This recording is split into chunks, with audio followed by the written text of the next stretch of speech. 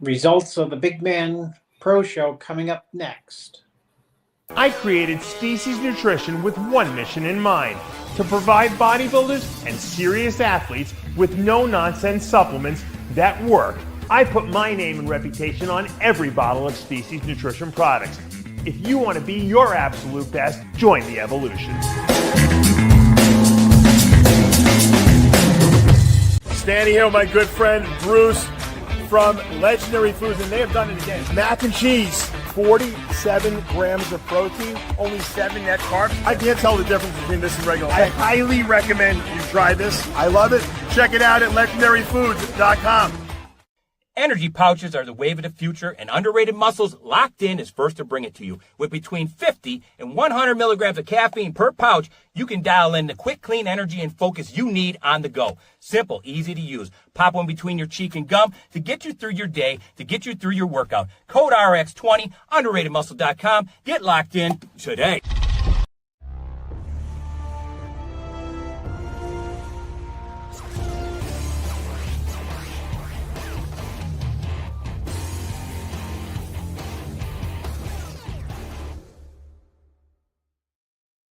And we're back, and we're live here at Heavy Muscle Radio on this first day of December in the year 2025.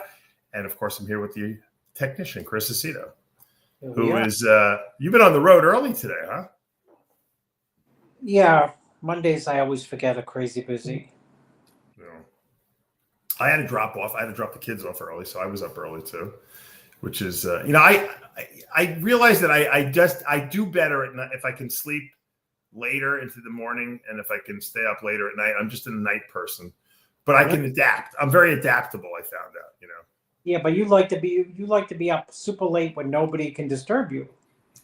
Yeah, I just do well. I get creative like at night. I don't know. My father was like that too. He loved to do all his writing at night, and so I guess some people are just wired differently, Yeah.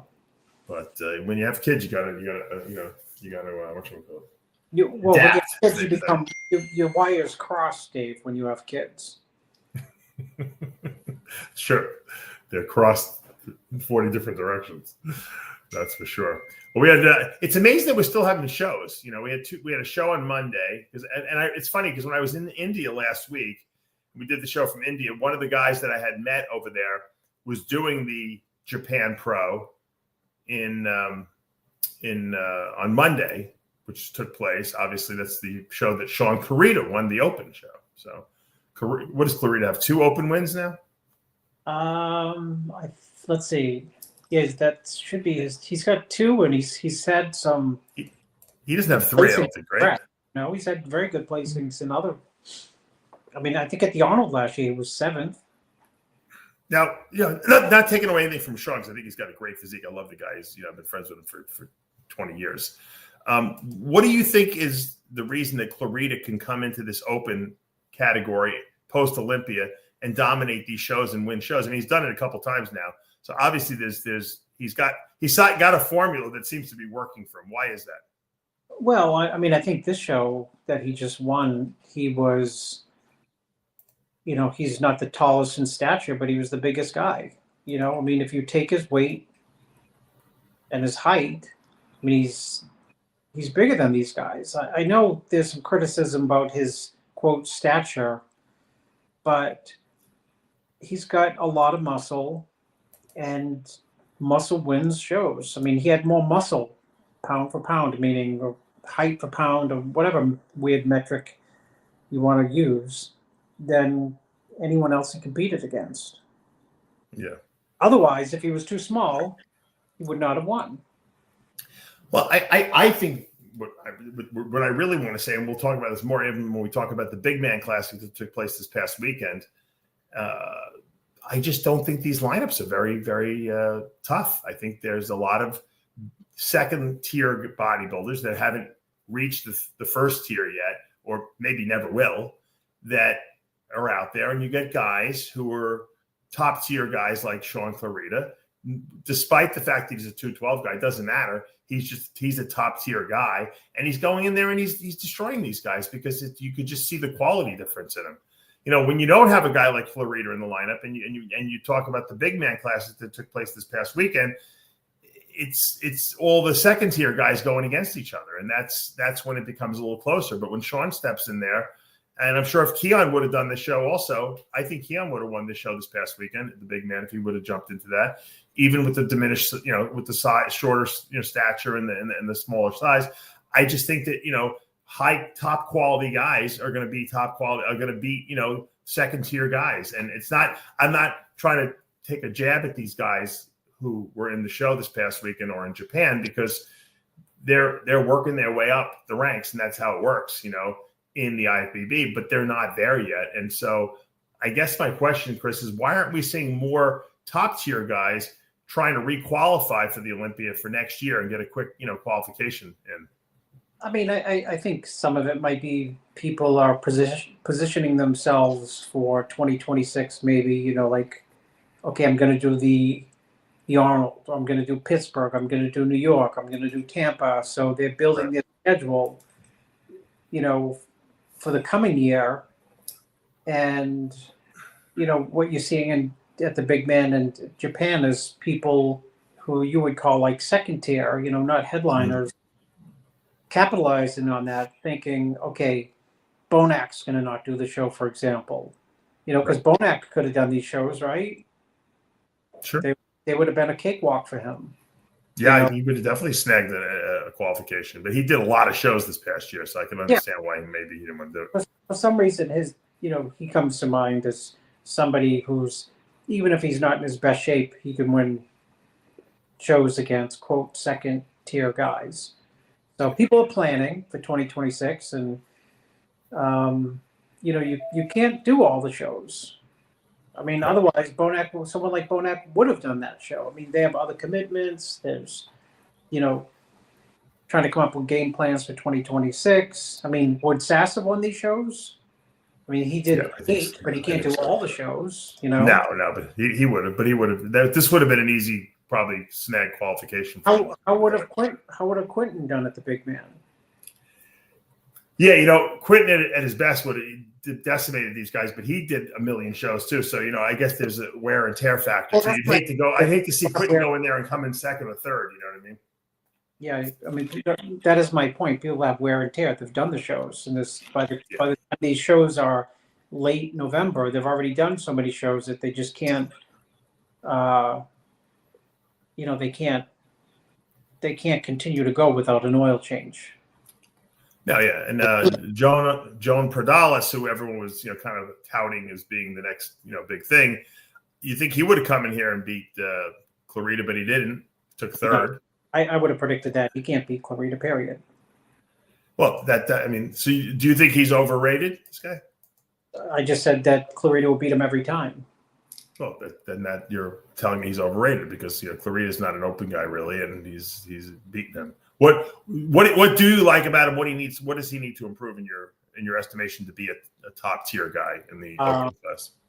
Everything from behind. He needs back thickness. He needs to develop his body from behind.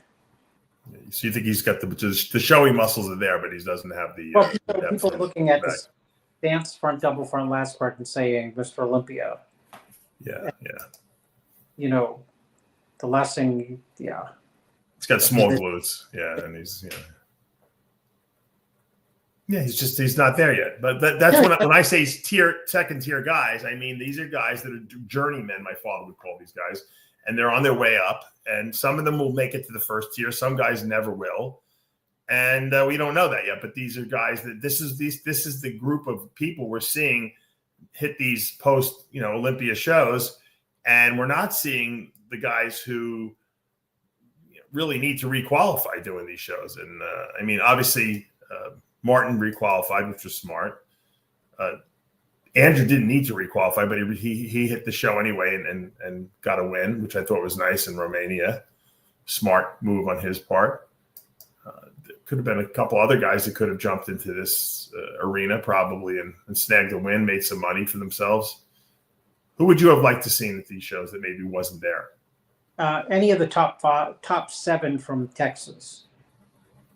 Go back to everyone was John Jewett. Yeah. I mean, he could have won the show for sure. I mean, so anyone who was, second, third, fourth, fifth, sixth, seventh in Texas or Tampa would have been, in the running for these shows. Yeah. What do you think about the not to deviate from the subject? What do you think about that announcement originally that Carlos Thomas Jr. made about he was going to retire, and then he decided he's not going to retire? Were you following that whole scandal? Was it a scandal? Well, I don't know it's a scandal, but I mean, I think it was reported as though he was definitively retiring, and then he didn't retire, and he wasn't retiring. So which one is it?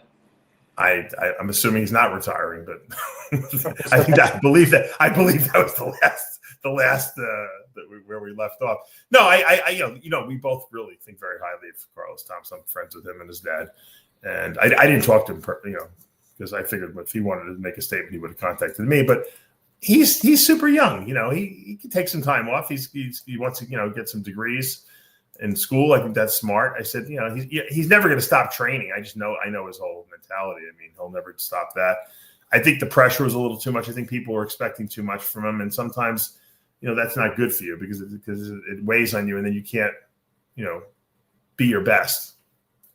And I think that was what was happening to him. And I think this kind of takes the pressure off him. He's like, well, look, I'm going to go back to school. I'm going to focus on some other things, but I'm still there. And I think that's important for some guys not to have that pressure on them, because some guys handle pressure really well. And I'm impressed when there are like young guys that handle pressure well, because I don't know how I would have handled it, but if I, had that kind of pressure on me, but other people just crumble under it. So sometimes it's better to be the underdog when no one expects anything of you. Because this way, you got no one's thinking anything of it. That's why I think a lot of guys like, when they get counted out and then they can come back and prove everyone wrong. Derek did that obviously after the Olympia 2 years ago, and then came back at the Arnold and won that, and proved everyone wrong. So sometimes it takes the pressure off when people are expecting you to fail and then you kind of succeed. But when they're expecting you to succeed and you don't deliver, a la Nick Walker, right? Yeah. I think that creates more and more pressure, and sometimes that could, cause self-destruction. Now Nick has made it, clear that, look, I'm not going anywhere. I'm here. I'm going to coach myself now. I thought that was a mature attitude to take, and and that he's like, I'm not leaving the scene. You're not getting rid of me. I'm going to come back better. So I thought that was good. But other people handle it differently. Now, obviously, Nick is at a much higher level than Carlos is. So in that sense, I think that he's in. It would be a mistake for him to disappear. Yeah. Well, what are you pulling up? What are you pulling up there, Sid? Pulling something up. I mean, you summarized it. Different people perform differently under not only pressure but different levels of pressure. Most people do crumble under pressure, though. Frankly. What's up, Xavier Wills, all the way from Australia? What are you doing up, Xavier? You still awake? Crazy Aussie. He's probably hasn't gone to sleep. Oh, I didn't see it, Sid. Okay, you can put it back. Add it back in, Sid.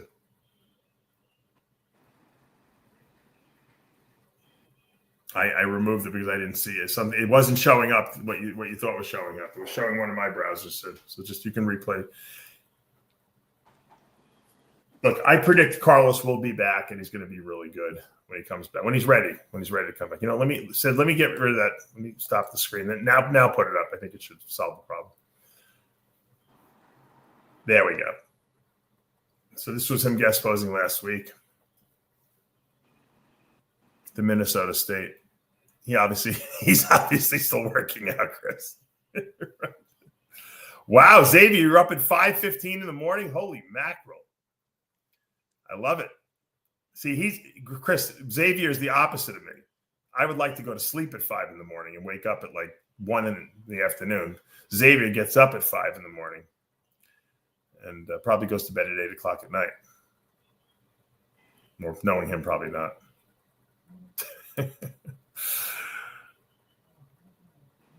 Well, I love Carlos. I hope we see him back on stage soon, but I wouldn't be surprised if he takes next year off and maybe pops up in 2027. Youth, he's still got youth. So, and I think, he's got one of these physiques, Chris, and you can tell me if I'm wrong, but I think the longer he trains, the more muscle maturity he's going to get, and his physique's going to get a better look to it. I think he grew so quickly, that he put a lot of mass on, but maybe it didn't have the refinement that it needed. So even though he was getting lean, it wasn't showing the deep grooves that we wanted to see from his physique. And sometimes that happens when you just put on muscle real quickly, and you don't have the maturity to it. It usually happens. Refinement is like this weird intangible word, but you know what it means. I know what it means. You see it when you see it. And a lot of times when people get big quick, it just does not have that muscle detail or maturity, or a person can be holding no body fat and hardly any water, and it still doesn't have that super hard or very hard or even really hard look. You know what I mean? It's like some people, it just takes time. Jay had that in his early career. He was big and he just didn't have that like detail. Right. Yeah, he told me that himself. He said. I think the only one who got big quick and got the detail was Laverne. Yeah, he was a freak of nature for sure. Oh, he got big. Got the muscle looked like he'd been training it for 30 years, even though he was a youngster, really, technically. Yeah. I was talking about this guy. Did you see the comment on the screen about Andrei Smayev? Have you seen that guy, that big Russian guy? He's balding. He's like, he's young, but he's huge. He's got they say he's 330. He's probably 300 pounds. Pull his picture up. Yeah, what about him? What do you think of his potential in bodybuilding? Did he compete? Does he compete? Guy on the left. Yeah, does he? I don't know if he's competed. I don't know if he's competed yet, but I'm assuming he probably will. Yeah, they're saying he's got 25-inch arms. I don't know if he's got 25-inch arms. Everyone exaggerates everything, but who's he with? Larry Wheels. What does Larry Wheels do? Travel all over the planet to find Larry Wheels does. Larry Wheels does travel all over the planet. He's living the jet-setting lifestyle that I would love to do. But I don't.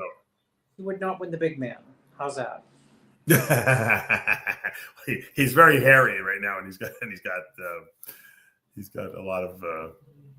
He's very pale too. No, but what do you think his potential is? He's a big dude. Pull up some more pictures of him, Sid. So so Chris can get a better look at him. Gotta see the body parts that can't shoot up like the back. He's like a big burly, he reminds you of like a lumberjack almost. This guy. He's wide. He's got a lot of muscle. Okay. I think he's going to be another Fedorov, type of physique. But any back shots? Picture number back 3. shots, Chris. How about quads? He's got big legs. I haven't seen. I don't know if I've seen a back double, but I think I saw a back lat. Let's see, Chris. Grab it. I don't see it. It's funny how these guys on the internet, Chris, and social media, they love to go crazy over the newest freak on the block. We're not putting anyone down when we critique these guys. We're giving our analysis. Great. I get news for you. Listen, and I tell this story all the time. There was no one freakier looking than Greg Kovacs in person. And if you guys would have seen, if he would have had a social media page back in the day, he would have had 20 million followers, and everyone would have been saying he's going to win the Olympia. But on stage, he didn't look that good because he was very blocky looking, and he was just huge. That you posted was pretty freaky. Yeah, but this guy is, I would say, much better than Kovacs. But my point is that sometimes what you see on social media doesn't translate necessarily to a guy winning shows. So, Dave, but he is interesting. I love to see new guys coming out of the woodwork. We have good pros who do, on social media. Their pictures don't translate into winning pro shows. No, I know that. No, that's why I'm saying you can't just assume because the guy has crazy arm size and legs and this and that and that that it's going to translate on stage. When I see tape measures like that, it doesn't impress me. I don't even know if it's who knows if it's even real. His arms don't look 25 inches to me, but what do I know? Chris, what do I know? And what does it even matter? They could be 28 inches. Who's got the freakiest arms I've ever seen in the current group of guys out there now? Who do you think I'm going to say? In the pros? Yeah, who's competing right now? Freakiest arms. I don't know. Who do you think? Crizzo. Yeah, Crizzo's got crazy arms. And he's not winning, the Olympia. He's not even placing in the top group. So he doesn't even win the double bicep, Dave.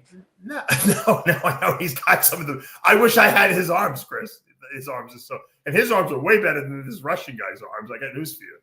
So that Russian guy can't beat Crizzo, But the point that I'm making is that, until the guy gets on stage, you don't know. Crizzo in Instagram looks like he's Mr. Olympia already. I mean, yeah. But you put him on stage next to these guys, and you see some of his flaws come out. So it's a very different game looking at pictures online versus looking at these content, going to an actual show. I'm sure if I would have had an Instagram, back in the day, you guys would have gone crazy over my gym pictures, with a tank top on. You would have been like, this guy's going to win everything, and because I was freaky in the gym and I was hard at 300 pounds.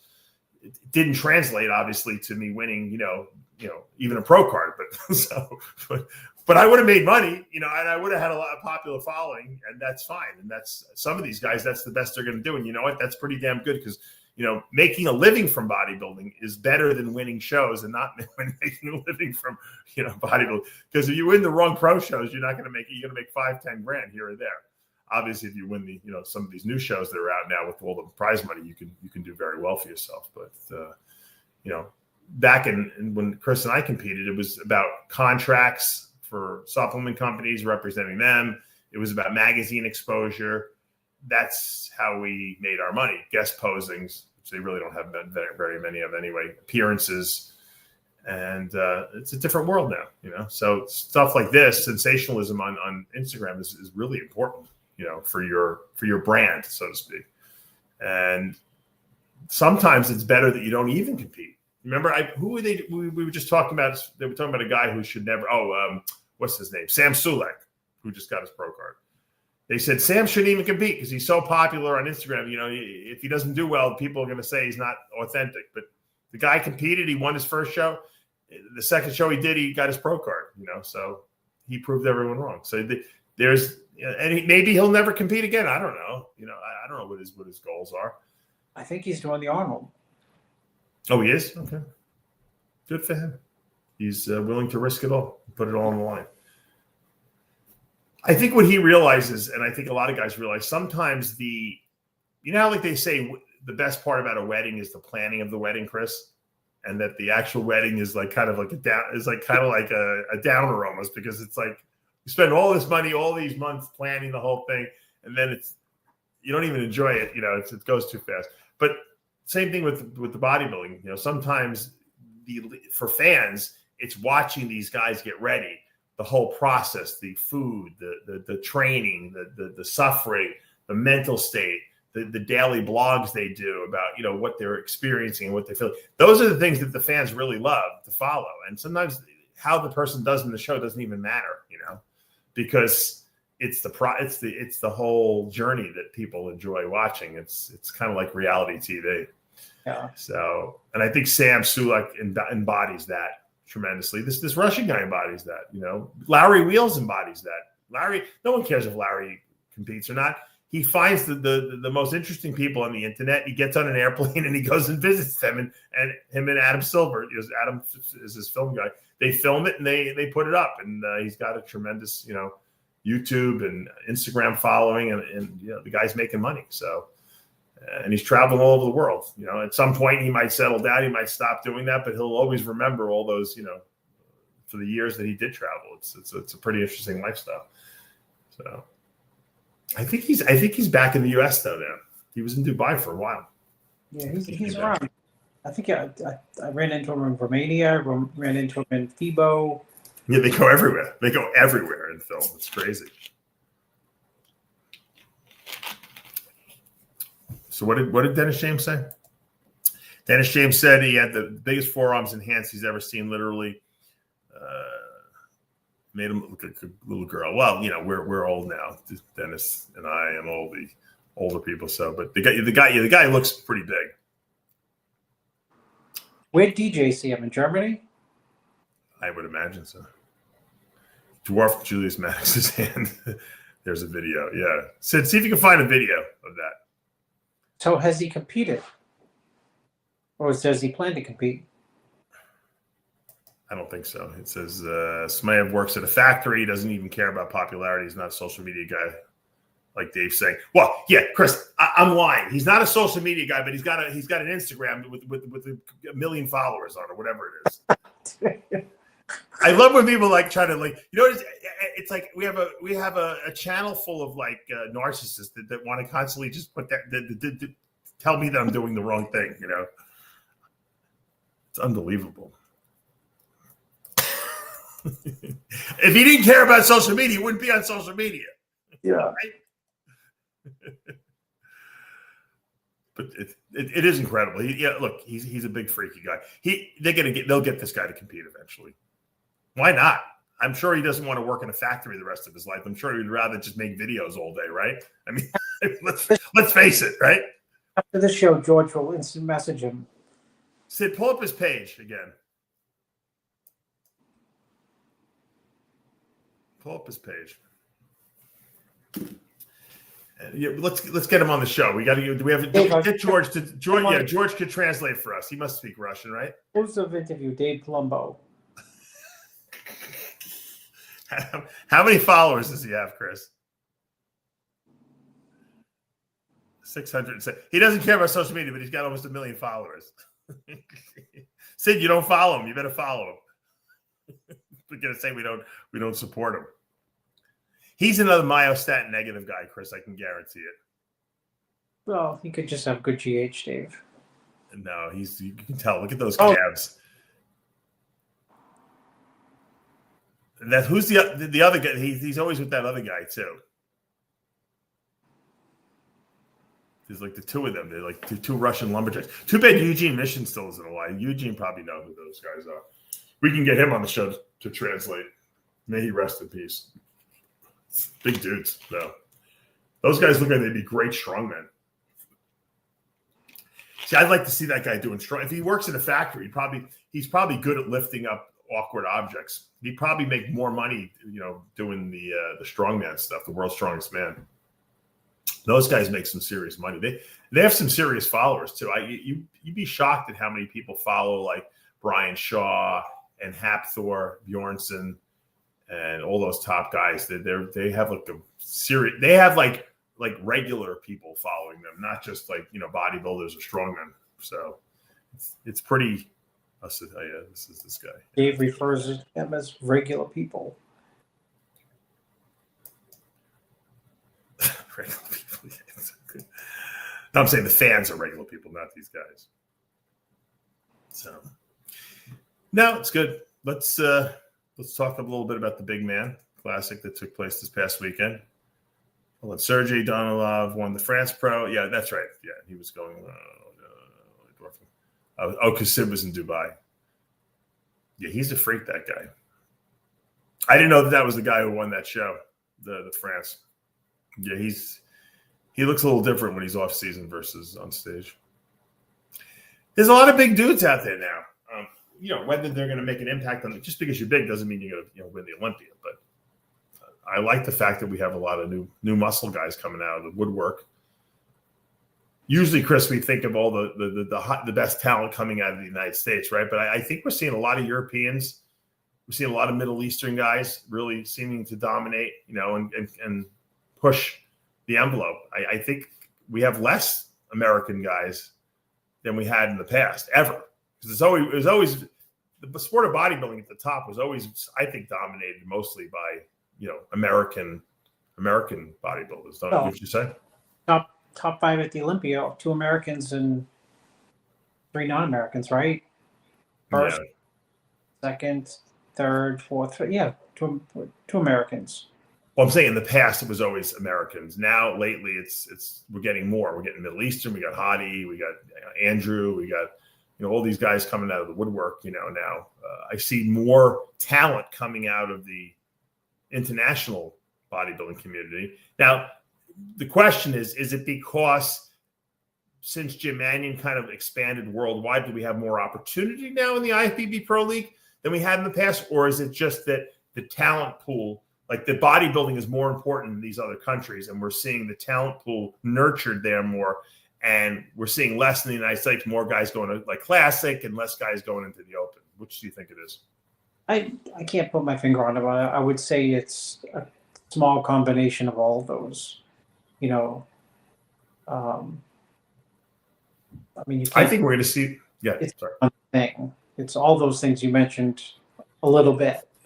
So it adds up to just people who are excelling from different places across the planet. I think the American bodybuilders are not going into open bodybuilding. I see it at the local shows. The numbers are way down. Now they're not down at the nationals because everyone wants a pro card, right? But they're definitely down at the local shows, which means that the new guys coming up are not there. Right, because that's where the new guys compete at the regional shows. Everyone seems to go right to the pro qualifiers because everyone wants to say they're a pro. And the guys that are turning pro are not even able to compete as pros because they're not that good when they first turn pro, and they need a couple of years to build up. And a lot of guys are going to Classic in the United States. That seems to be a more acceptable place to go, especially if you look at social media. The Classic guys seem to have a lot of followers. And a lot of the young guys now are saying, I'd rather be Classic. Whereas in Europe and in the Middle East, the men's open bodybuilding is still, I think, by far favored over there. They get those guys are the guys who are making money. Those are the guys who the government is really promoting. Those are the guys who, get a lot of popularity from it, from doing open bodybuilding. And I'm just predicting in the future we're going to see a lot more top guys coming out of Europe. Now, interestingly, I think the best genetic pool, and well, maybe I'm wrong. Maybe it's not from America anymore because it seems like Nigeria has been producing some pretty insane bodybuilders lately, and obviously the Middle East too. I mean, it's two Nigerians are in the top 5. So yeah. So what's that mean? You always talk about the statin, Dave. Yeah, it's good genetics, man. Good genetics out of that. So that's for sure. I mean, and then you got Quentin Aria, who's also Nigerian, who's coming up the ranks. So there's a lot of really good industry. But like I said, we never saw it. Remember when in the 90s you couldn't even get a pro card at these other countries, right? I mean, it was like they gave like one pro card a year out at the World Amateur Championships. You had to win the overall. And you get one pro out of the whole world. Meanwhile in the United States you got like 5 or 6 pros every year from there. Dave, if you go backwards, I mean, if you went back, how good were the gyms that you trained at 30 years ago? I thought they were good.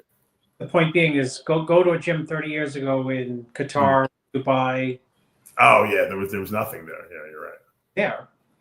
I don't know necessarily about Brazil, but I was in Dubai and Qatar 30 years ago, and a gym was like a universal. There was not. There it was like the YMCA, right? Exactly. Yeah. Now the best gyms are there, and so by definition, you get more people going into those great gyms. Good point. Very good point. So, I mean, one of the reasons in great bodybuilders is because we had good gyms. I think the only person who had a crappy gym was Dorian. Yeah, and he had everything he needed there. It was just but you know what I mean. Yeah. No, you're 100% right. And you know what? I noticed that in India too. That was something I was going to mention to you. In India, I see that the gyms have really improved. They were like shitholes, like 10 years ago, and now you got like good equipment in these gyms. Trump can use the word shithole in India in the same sentence. I said the gyms were shitholes. But you referenced India. So I said the Indian gyms were shitholes.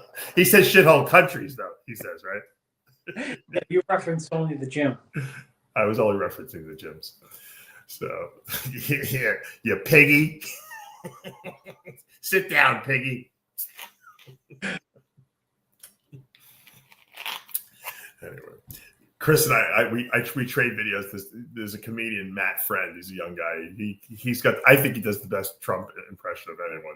He's actually better at Trump than Trump is. I think he's funnier too than Trump. He's done Trump. He's done Trump fighting with impersonators of him.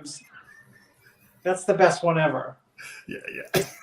Impersonating Trump, fighting with impersonators, impersonated Trump, him saying, I never do that.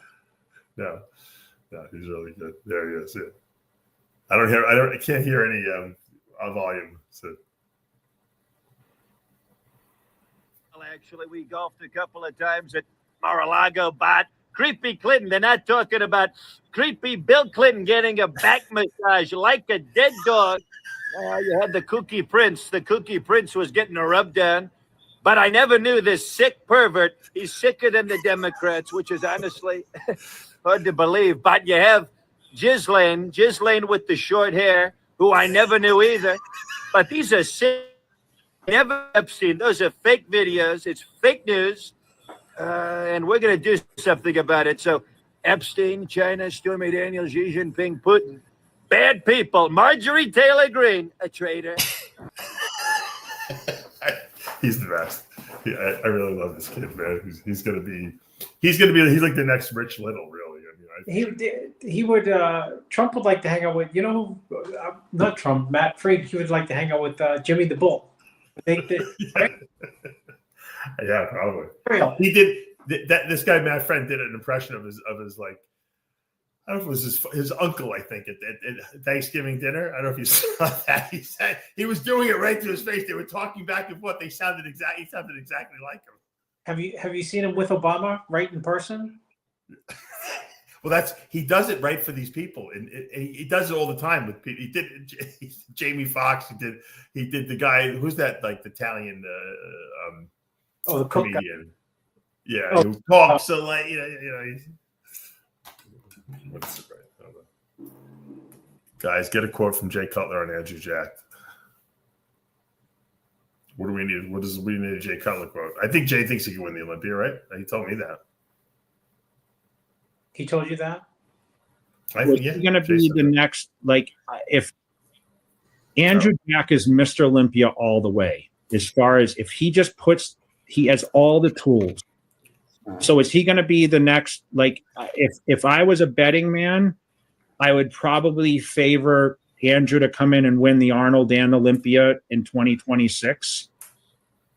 Wow. Yeah, that's what he told me too when I did my podcast with him. When I did his podcast, excuse me. Oh. Yeah, I mean, Jay's usually straight shooter. He's got a good eye, like you do. I mean, and obviously he has no horse in the race, so he doesn't have to go on the record and say that if he doesn't want to. He doesn't believe it, obviously. Jay likes the big guys, though. I mean, we all like the big guys, right? When they're ready to win, obviously. And, they're ready to win. It took Andrew. We said it was going to. I said it was going to take Andrew about 2 years, and this was about 2 years ago. So I think he's coming into his own now. Yeah, I think he's still improving. Jay made fun of me because I was pumping up Andrew for quite a while, and I don't know what he said, but it was funny. It was just only Jay can do that. It was a dig, but not a dig. Right. He was questioning whether you're just saying it because I was talking up Andrew, and he goes of course Chris is going to be talking up Andrew, but we'll see how that pans out. I think that was getting ready for the Olympia. Yeah. Let's, before we run out of time, because I know you got to go someplace. I want to bring up the Bigman Classic. Let's see what I got here.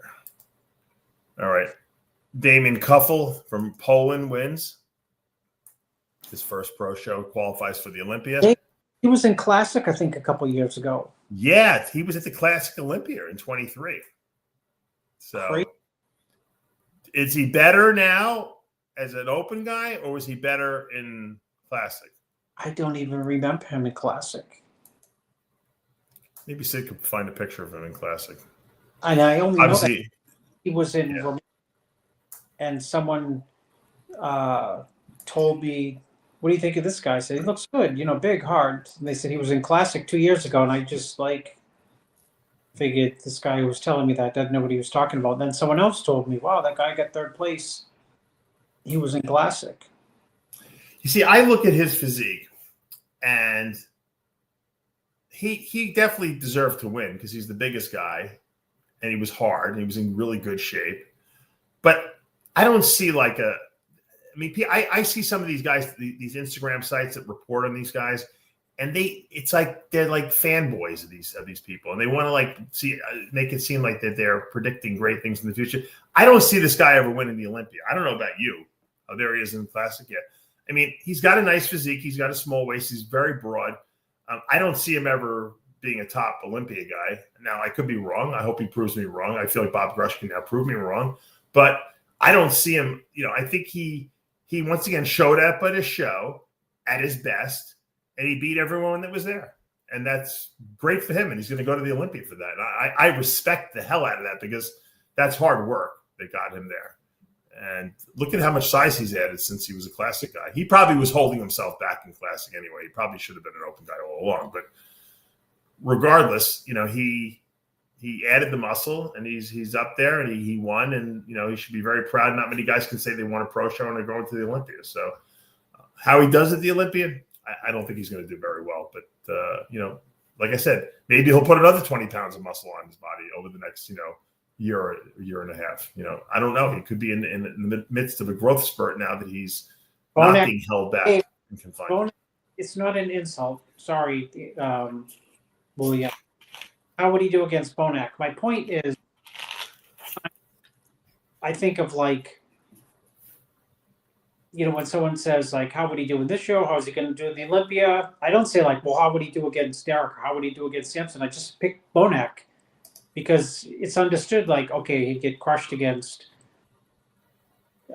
Derek or Hadi or Sampson, but just pick Bonac because this is the 10th guy in the world that he's nuts. Yeah. Yeah. No, he's right. he was the gatekeeper this year for the top 10. Or was right.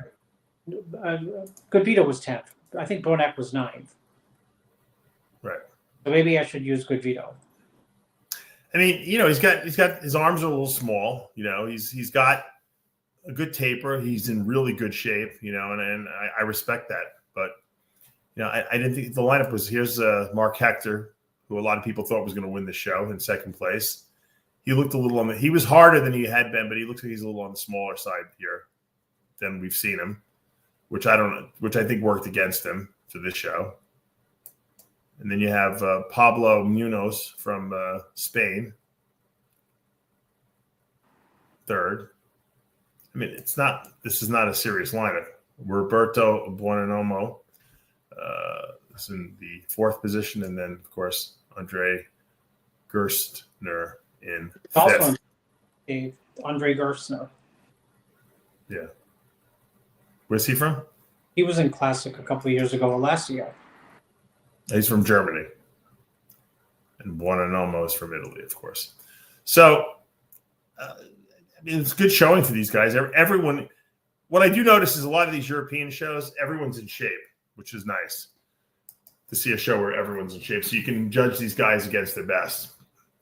But, there was no one here that was really high on the talent level. I mean, this could have been a great show for Sergio Oliva to come into at his best and requalify. I think he missed the boat here. Hakeem absolutely would have easily won the show, I think. I think it's a mistake that these guys missed out on these. But, these guys are tired. They've been dieting a long time. They're spending a lot of money on travel. I know Hakeem had traveled to a couple different countries, so you can only do so many shows. But you know what?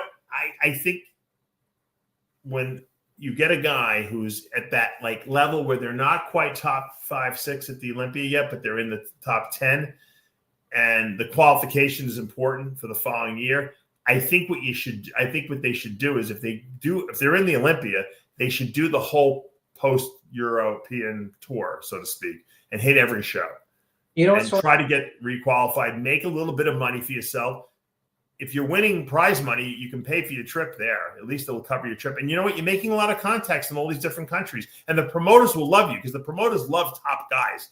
To get a guy like Akeem at your show, you're going to like give him the royal treatment when he's there because you want the top tier guys at your show. And a lot of these promoters, they have money and they want to promote, top guys, but the top guys don't want to go. I don't know what the reason is.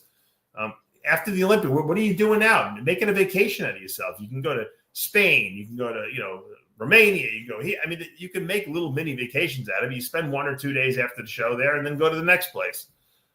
If I was young, man, that's what I'd be doing. Like back in the old days. I think Akeem got the royal shaft rather than the royal treatment at his most recent show. Yeah, he did. But you know what? He should have just got right back on the horse and gone to the next one. That's always been the history of the European tour, right? You blow one show or one show, they don't get what you want, you go to the next show, and then keep hitting them until you finally get the win. Yeah. So anyway, I'm just throwing some advice out there for people. That's all. Is Akeem doing the Arnold or is he taking a rest? I don't know what his plans are. Because if I were him, I would rest. I would take off from the Arnold. I would try to hit like New York Pro and then Pittsburgh this year if I were Akeem. That might be a good. You're gonna get the Olympia lineup in the Arnold again, and that's Olympia. It's so he needs to rest his body. Yeah, I would rest him. I would rest and then go hit the spring shows. I think what you're going to start seeing at the Arnold is you're going to see the Olympia lineup at the Arnold. So those guys will do the Olympia, they'll rest, do the Arnold because of the money, obviously, and then rest, unless you're Derek and then you're Pittsburgh too. But no, then rest and do the Olympia. I think that'll be for the top guys. I think every top 5 guys should do both shows because there's too much money involved not to do them. I think, and then you'll see the guys that are like the 5th place through like 10th place. Those guys you're going to see doing the Pittsburgh, the New York Pro, the Dubai Pro, where there's still a lot of money at risk. There's still $100,000+ for first place, but you're not going to probably see your Olympian lineup there. So it's going to be easier for these guys to get the wins at those shows. And then you'll start seeing those shows they'll be really high quality too. And every once in a while you'll get a guy who jumps in like a Derek or a Samson or a Nick, to grab some money.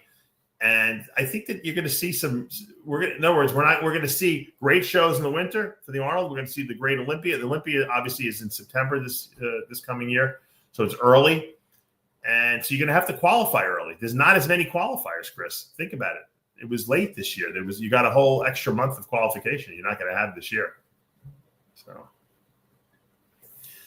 it's strategic, you have to be strategic. And you know what? People are going to say at come Olympia time next year, how come so-and-so didn't qualify? Meanwhile, we got the guy from Poland who just qualified, well, he was smart enough to do the show. Damian jumped in the show and won the show at the end of 2025. And he's qualified for next year now. Smart move. Shaun Clarida, if he wants to do the Open Olympia, he can do the Open Olympia. I'm sure we're going to see him in the 212, but he can say, I want another pro show, a men's open pro show. I mean, that's a great feather in his cap. He went to Japan for that, though. I don't know. What did he win in Japan? I don't even know. Sid, do we know how much money was given away in Japan? I bet he got the promoter to probably fly him over there or something like that. So treatment. Look, you know what? I remember when Shaun Clarida was a bantamweight. He was coming to Bros vs. Pros challenges, hanging out for the day with us. And he's like, and I'm like thinking, here's a really good bodybuilder. I don't know what he's going to do as a pro. And then he said, and he kept putting more and more and more and more size on. He's another Dexter Jackson. He did what Dexter did, except Dexter did it to a higher level, obviously, because Dexter's tall. Pound for pound, he's no one's put on as much muscle as Shaun Clarida. He looked like a skinny go-go dancer when he was a bantamweight. Right, but Dexter was also a bantamweight at one point too. So don't forget. I remember the first time, and he was, I don't know. I think maybe card or just got a pro card, and he said he was going to go all the way. Yeah, he's right. He was a natural guy, wasn't he? A Team Universe guy? Pretty sure. I don't know, but he's impressive. 16 grand Shaun won for Japan Pro. So that's a great win for him. You know, probably pay about 7,000 of that in taxes. He's down to 9. He probably spent 5 grand flying there and staying in a hotel. He won about 4 grand, Chris, when it's all said and done, which will pay for his food for next month. But now when he got the pro win, who cares? To be honest with you, you know what? For most bodybuilders, we do it for free, and we'd spend the money. We just it's a sport where you just love what you're doing, and you have to love what you're doing. And obviously, he's at a higher level than most guys are at, so he's making some cash now for himself. But it is hard to get on an airplane and fly all the way to Japan. That's a long flight for Shaun, and he made a smart move. He picked a good show and he won it. He should. If I were him, I would have flown right from Spain, right from Japan, over to do the big man in Spain. That he didn't do. Take a look at that lineup and say I could beat all these guys. It was a very big mistake on his part. He should have hit both. He could have said I'm the first 212 guy to win 2 open pro shows in the same week, Chris. Think about it. The same week he would have won 2 shows. Insane. How much money did they give away for the big man? Let's calculate Shaun's money that he didn't win for him. Make him feel bad about the fact that he didn't do the show. I bet you they gave 25 grand away at that show. I'm telling you guys, you got to hit these shows. It's a big mistake to wait and then have to hope that you win shows, right before the Olympia.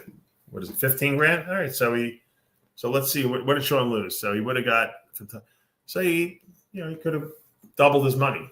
Dave, only like that. You just said, how much did he win for Japan? How much did he lose in Spain? Well, no, I see. He would have doubled his money. I said if he would have gone to Spain and won that show too.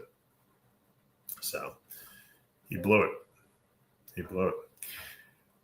I think he would have easily won, but I'm not taking anything away from the winner, Damian, because he looked good, and he's, I guess, got to be the number 1 guy in Poland now, right? Is there anyone else in Poland better than him? Yeah, the Classic kid. No, I'm saying men's open. Still the Classic kid, but go ahead. Yeah, I see that they got Samson up on. Do you see they got Samson up on stage? Damian got him up. He went into the audience and he was like, "Come on, get up, Sam." It doesn't take very much to get Samson up on stage. I'm surprised Samson didn't take his shirt off, to be honest with you. Samson probably could have won the show at 320 pounds. He probably would have won that show. Samson off season reminds you of Ronnie off season, doesn't he? He's just like a monster. I love seeing Samson off season because he's happy, he's in a good mood, he's eating, he looks like just monstrously big, You see, there's a picture of him giving out the trophy. Hold on. Let me see if I can pull that up. There it is. Look how big Samson looks next to these guys. Now remember, these are guys that are going to be standing next to him at the Olympia. And this Damian kid is a big kid. And Samson looks like he looks like Shaquille O'Neal compared to this guy, right? Because Samson's tall too, Look at how big he looks, Chris. He's like dwarfing him. You can't even see the kid. Samson's like eclipsing, blocking out the light. You can't see him. Only 45 kilos more. Unbelievable, the difference.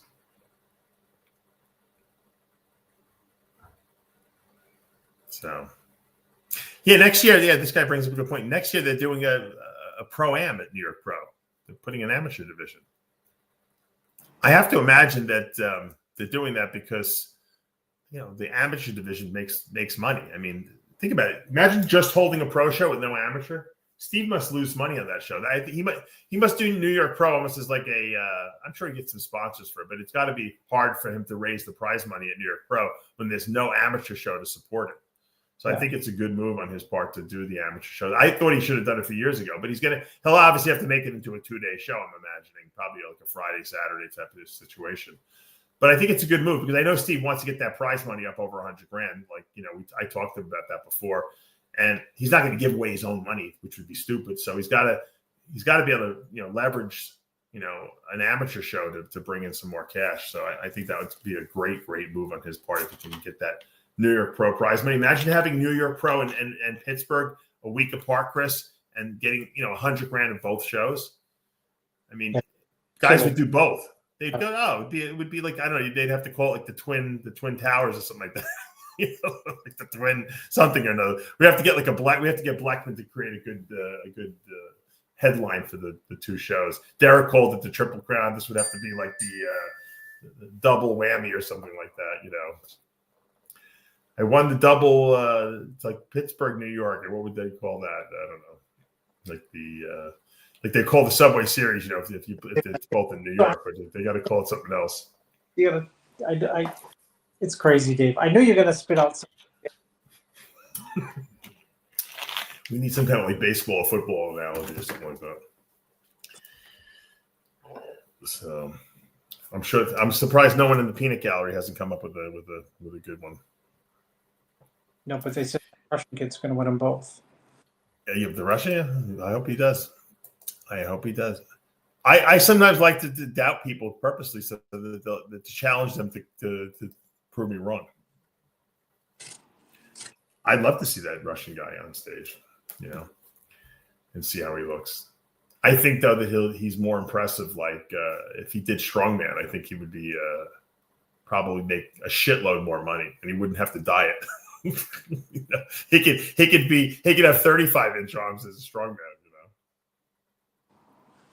But it's amazing. Like sometimes when you see these guys that like he probably works, in factory 10 hours a day, 12 hours a day. And then he comes home and he does, whatever crazy workouts he does. And he probably eats like Cedric did. He probably eats like scrambled eggs and fucking toast for breakfast, and he'll probably grow on like a regular, diet, like 3 meals a day, he's probably eating. And those guys are so genetically blessed that when you put them on like a structured program and, you get them into a whole bodybuilding type of situation that everything just clicks into place, You can't ever beat genetics, especially if you have a work ethic that goes along with those genetics. And that's why Ronnie was so unbeatable all those years. Imagine having the best genetics in bodybuilding and having the best mindset to go along with it and work ethic. Yeah. Although I did see a video recently where Ronnie was saying that, he used to do those like those ballistically partial reps. Yeah. He said, man, he goes, everyone thinks I had bad form, and he goes, I didn't lock out. He goes, but he claims he preserved his joints that way by him not locking out and him doing these short ballistic reps. He thinks that he doesn't have any joint issues because of that. And obviously he's got some back issues, obviously. So I don't know if he preserved his joints. Maybe he saved his shoulders and his hips, but he obviously he didn't help his back at all doing those movements. But when you see the results of what Ronnie produced lifting like he did, you can't even argue with it because it worked for his body. I don't recommend anyone else try it, but for Ronnie's body, whatever he did worked. He obviously felt the muscle that was developed to its full potential, and it worked for him. But I don't think it would work for everyone else, Branch Warren too trained like that, very ballistically. But unless you know what you're doing, you can really hurt yourself. Those are not the guys you want to copy in the gym, is what I'm saying. So genetic freaks can get away with pretty much doing anything. I mean, you said you saw Vince Taylor curling 20-pound dumbbells in the gym. He had the best arms, some of the best arms I've ever seen. Yeah, I saw Dillette doing 40-pound pull downs on lats. His back was huge. But that's genetics. That you don't listen to guys like that. That's not the guy you ask how you build a certain body part because they don't even know what they're doing. Yeah, it's like it's where anything works for them. Like Ass and Dexter, who's eating fried chicken 6 weeks out. KFC. Yeah, he's just a genetic freak, and that's just, you ask the guy who's worked the hardest how they got there, and I think that that's something that a lot of guys get behind. That's why I think I had a very popular following, because I didn't have, I'm a hyper responder, but I didn't have the greatest genetics, and I worked beyond my genetics because of science and hard work. And, I try to put a plan together, and I try to have a reason why I did everything. I didn't just haphazardly, train or haphazardly eat or take supplements. And for the average person, they're going to fall into my category more so than they're going to fall into the Ronnie, Dexter, Paul Dillette, Vince Taylor category. Let's face it. Jay Cutler, same thing. Jay Cutler had, a propensity to put muscle on. Obviously, he was a big kid. He had a huge, giant structure, but he had the mental fortitude and then the mindset of never missing, and that's why he became Mr. Olympia, because he could have just been a good bodybuilder but with his mindset, he was unbeatable because of that. And I tell people, if you want to be the best bodybuilder that you can be, you can't have excuses. And I know it sucks. You'll say, well, I had to go to my sister's wedding, or I had to go here, and I had a cold and I couldn't go to the gym. Well, you know what? Then fine, make your excuses. No one gives a shit when you get on stage. The judges don't care what your excuses were. Oh, you know what? We're going to give you first place anyway because we understand that your sister was sick and you had to go visit her in the hospital, and you had a sniffle and you had a sore throat and you had to miss the gym 3 days a week. But we'll give you the title anyway. It doesn't work that way. Bodybuilding is all about sacrifice, just like all the other sports are, out there. It's just not for bodybuilding. If you want to be the best at anything, you can't have excuses. It's Arnold said it best, right? I mean, Arnold made up the story about missing his father's funeral, but what he was trying to convey was the fact that nothing could distract him when he was getting ready for the Mr. Olympia competition. And if anyone thought that they could distract him, they were greatly mistaken, because he was not going to be denied of being the best bodybuilder because of a distraction. And that's the sport of bodybuilding in a nutshell. If you want to know how to success, people ask me all the time, how do I, if you want success on social media, if you want success in bodybuilding, if you want success in life, just don't stop and don't make excuses why you can't do something. Because the minute you make an excuse, that's what you get. You get more excuses popping up in your life. So that's my words of wisdom for today. What do you got to do? You got to go someplace? Yeah. Got to get my kids. Okay. Kids are important. What'd you do for Thanksgiving? Went to my sister's. Yeah, nice. What is your sister's in Maine? Lives in Boston. Oh. So you got everyone in the car? The whole troop? The whole group? All four? Spent the night and... Wow. How do you fit all those big monsters in one car? Infinity. They all fit in there? All your kids? Squeeze in there. I was going to say, especially now you got bodybuilders now in the car with you, Did Fareed pack his meals with him? No, my sister wanted to know, can I just cook, or is he going to pack his meal? So what did he do? Did he bring food with him? No, he just ate when we get there. Oh, he pulled the Cedric. Okay. But I know, because I know he's very dedicated to the clothes. What is he planning to do in 26? Something in July. All right. Something in July. That's cool. Like a something that we would know, like a popular pro show? Pro natural show. Oh, one of the Ben Weider things that are out there? Yeah. Cool. Who's running that one? Gary? No, it's not the Ben Weider one. It's the same show that he did last year, but in Toronto they have a pro show. Oh, they have a pro. Okay. Oh, good. That would be cool. That would be great. Can't wait. Has he put a lot of size on since the show? Very big. Like how big? I mean, big. Looks like he's on a cycle. How's that? Wow. Okay, good. And he's still 100% natural. That's great. 92. Is that his decision or your decision? His decision. That's what I think. That's awesome. I think he's very smart. He is very smart. He's growing naturally. Why mess with it, right? No, he's bigger for sure. I mean, people train people. He's put on more muscle since his show than I think people who are not natural wouldn't put on. Good genetics. And you know, it is. People don't realize, and I always tell people that sometimes it's a good idea to do a show once a year because the rebound you get off the show, and that's why you don't even have to be on a cycle. You can stop your drugs after the show to clean out, and you're still going to put muscle on because the body wants to super compensate and add lean tissue because you've been starving it for so long, and now you're hyper feeding it and you're lifting heavy weights in the gym. You're going to build muscle. It doesn't require drugs. It just happens. Anyone who's ever had a good rebound off a bodybuilding show will tell you that they get the best gains right after a show. And that's why I think it's a mistake when you see some of these guys, Chris, take a month or two off after the show. They don't go to the gym. It's okay to take a week off, but don't take 2 months off. You're missing that window, that anabolic window, the coming off that show where you can make some of your best gains ever. So there's a second tip of the show for you guys out there. All right. Well, you know, it was. I hope you had a Thanksgiving. I had a great Thanksgiving with my kids, and it was a fun time. And I can't believe Christmas is coming up pretty soon, and all the holidays and New Year's, and we're going to be getting ready. We'll be talking about the Arnold pretty soon. I guess did the competitor list come out yet? Not that I know. No competitor list, Sid. No, right? We should usually we start seeing it the first week in December, second week of December. No, not yet. Okay. All right. We'll have to reach out. You should reach out to Brian Powers, Chris. He's your new buddy. I gotta run, Dave. I gotta get these kids. All right. Let's, as we say every week here at Heavy Muscle Radio.